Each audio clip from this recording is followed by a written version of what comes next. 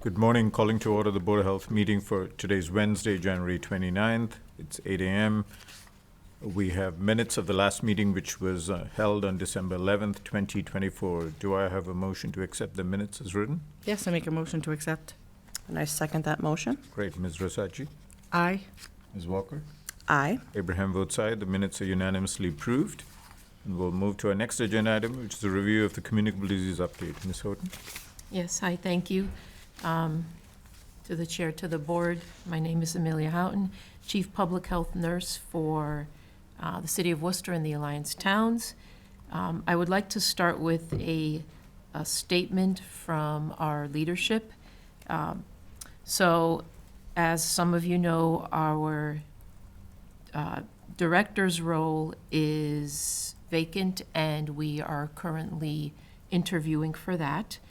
And our deputy director, Ian Wong, has also left the Division of Public Health as of Friday, January 17. The position has been posted internally first and then externally. And just please know, there won't be any interruptions in services. And if you have any questions or concern, please do not hesitate to reach out to our Commissioner of Health and Human Services, Dr. Maddie Castile, and she's always willing, ready, and able to help with anything, any aspect of this work. Okay, and so I'll move on to the topics for update. We usually start with COVID. So in terms of COVID, cases are up a little bit.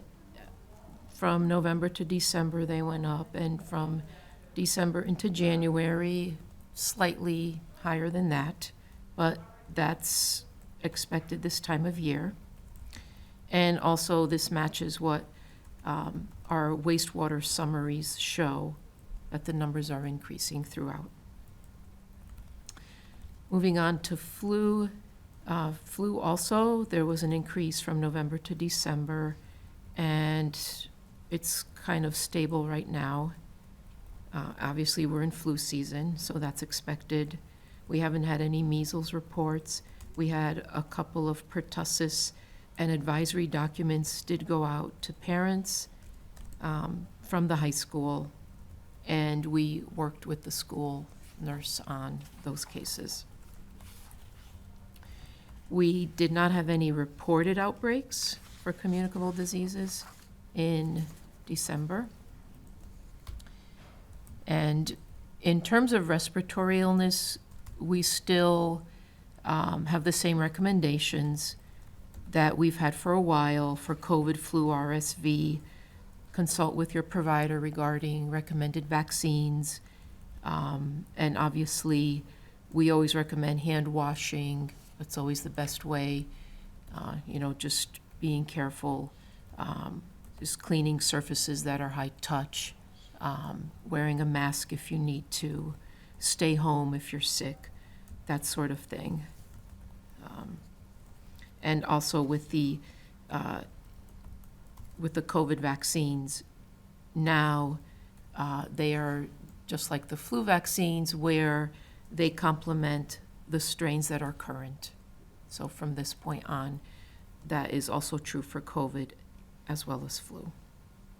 In terms of more national outbreaks, two major ones right now are bird flu and norovirus, as you all probably have heard recently. With the bird flu, Massachusetts to date has no cases, and the virus has only spread from animals to human at this point. Obviously, the concern is if it spreads from human to human. And occupational exposure for farm workers and food workers, that's also a concern because they would require highly protective equipment, PPE. It's important to have the right protection. The CDC and World Health Organizations are monitoring the situation, and they're also monitoring the effectiveness of PPE and the risk to public health. So the risk at this time for human-to-human transmission remains low. As of January 6th, there were 66 human cases and 2 reported deaths in the United States. One of the big precautions is obviously to be careful if you're around poultry and dairy cows, but to avoid unpasteurized raw milk for the time being.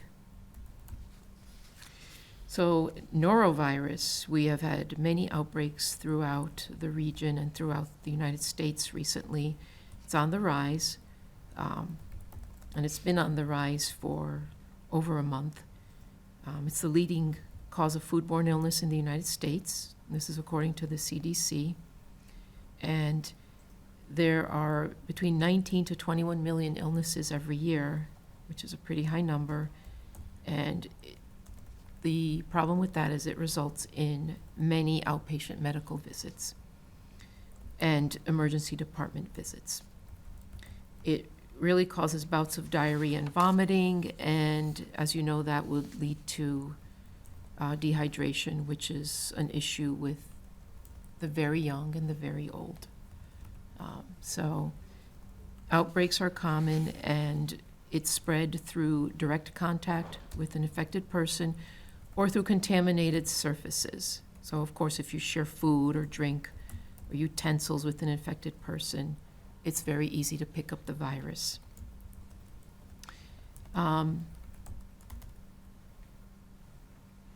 What's interesting about norovirus is there are studies out there that show that it can also be transmitted after you feel better, up to 2 weeks as well. So it's a matter of being careful, washing your hands when you're in close proximity with others. That's when outbreaks are pretty common. So be careful, don't eat perishable food that has been left out for more than 2 hours. Wash your fruits and vegetables and keep them separated from raw meat and cook your meats well. Okay? One thing about actually killing the norovirus, hand sanitizer doesn't work well because bleach-based solutions and detergents are the only thing that could kill it. Okay. The topic of the month was bird flu. I brought some flyers there, and Carrie posted to the board and to the town. And the topic of the month for February will be norovirus. We try to choose things that are current. And that's it for the communicable disease update, unless somebody has a question. Questions? Thank you.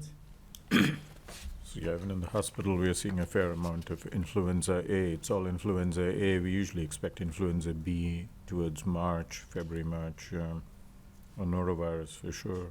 Yeah. So, and over the holidays, people would have traveled. People continue to travel. There are gatherings. So I think this continues to be an issue because you have a lot of employees out sick, so that decreases person power available. So both hospitals have that so we're monitoring it on a weekly basis as well. But it's universal to the region. We've also recommended, at least in our institution, to masking in all clinical areas to decrease the amount of transmission. But I agree with you. I couldn't emphasize enough wiping down workstations with bleach, etc., because it's norovirus spreads very easily, even through a household. Yeah. Great. Thank you for that update. Okay, thank you. Right. We have updates from the Central Mass Regional Public Health Alliance. Ms. Tangri and Mr. Vance, did you? I can go first? Okay. Good morning, board. My name is Cherry Tangri. I'm the Shared Services Coordinator. My updates are on behalf of the Central Mass Regional Public Health Alliance programs.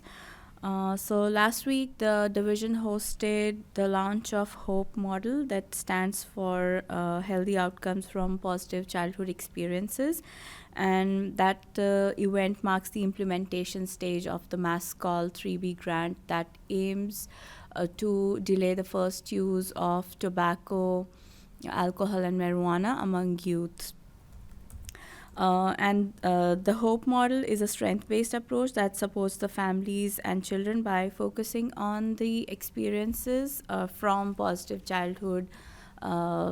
their positive childhood experiences. And there were folks that registered from the community, Shrewsbury community, and the school as well.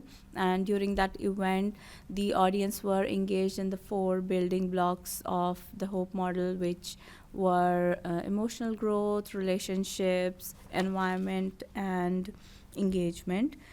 And the other update is regarding our tobacco program. Kyle, who is our new tobacco coordinator, he will be starting retail education with all tobacco retailers within the town of Shrewsbury in the month of February. And he is looking forward to come attend the next Board of Health meeting in March so that he can talk about or basically give a run through on the existing tobacco regulations in Shrewsbury, and if the boards have any question, he can answer at the time. The next update is regarding the opioid subcommittee in Shrewsbury. The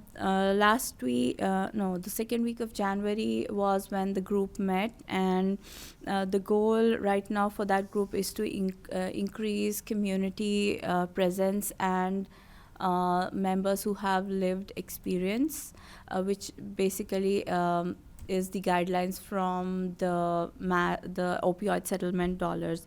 So right now we do have we are hoping for a next representation from some Veterans Inc. Emily was able to reach out and invite the contact from there. And also the group has discussed a few avenues on spending the money. Maybe Narcan training could be one. Right now that is the focus, and more is to be discussed in the upcoming meetings. Thank you. That was all. Great, thank you. The Narcan use would be intranasal. Yes. Other questions for Mr. Angry? Nope, All right, no hearing none. questions. Ms. Stefanski? Good morning. Since our last meeting, there were 67 environmental health inspections that were conducted in the town, a majority of which are routine inspections.